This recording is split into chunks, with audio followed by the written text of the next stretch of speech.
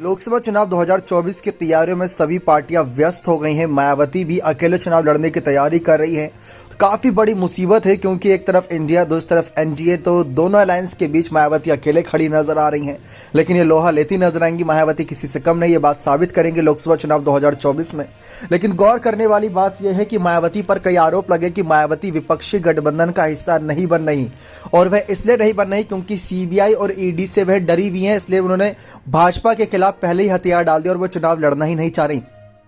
जबकि हकीकत ये नहीं है, क्योंकि जब इंडिया दल तैयार नहीं हुआ था, उससे पहले ही मायावती ने अपने जन्मदिन के दिन प्रेस कॉन्फ्रेंस करते हुए ये बात साफ कह दी थी कि उनकी पार्टी विधानसभा और लोकसभा चुनाव अकेले ही लड़ेगी। जब इंडिया दल की बात तक नहीं थी और विपक्षी गठबंधन की कोई शुरुआत नहीं हुई थी, तभी मायावती ने यह बात कह दी थी। तो जो आज विपक्ष ये कह रहा है कि मायावती अकेले चुनाव इसलिए लड़ रही हैं और इंडिया दल में इसलिए नहीं आ रही क्योंकि वे ईडी और सीबीआई से डरी हुई हैं। मायावती का मकसद पहले से ही साफ था।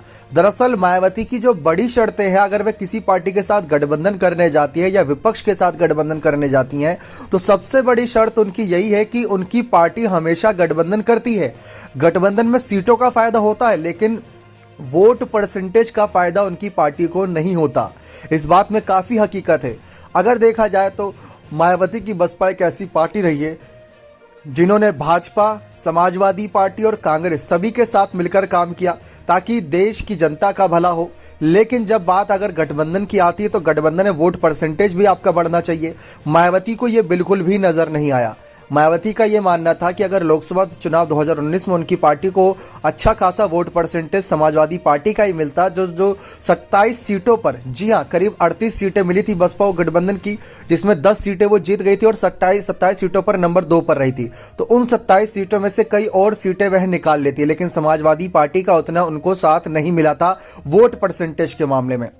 ये बात उन्होंने साफ कर दी। और मायावती तो गठबंधन से इनकार करेंगी भी नहीं या फिर समर्थन से इनकार नहीं करेंगी। अगर बाकी पार्टियां गठबंधन नहीं करना चाह रही या मायावती गठबंधन नहीं करना चाह रही, तो वही पार्टियां मायावती को बिना शर्त समर्थन दे। अगर इतना ही मायावती का उन्हें साथ चाहिए तो मायावती का बिना शर्त समर्थन देने की बात रख दे, तब तो बात ही बने। लेकिन सबको पता है कि मायावती का सिर्फ इस्तेमाल वोट बैंक के रूप में करेंगे।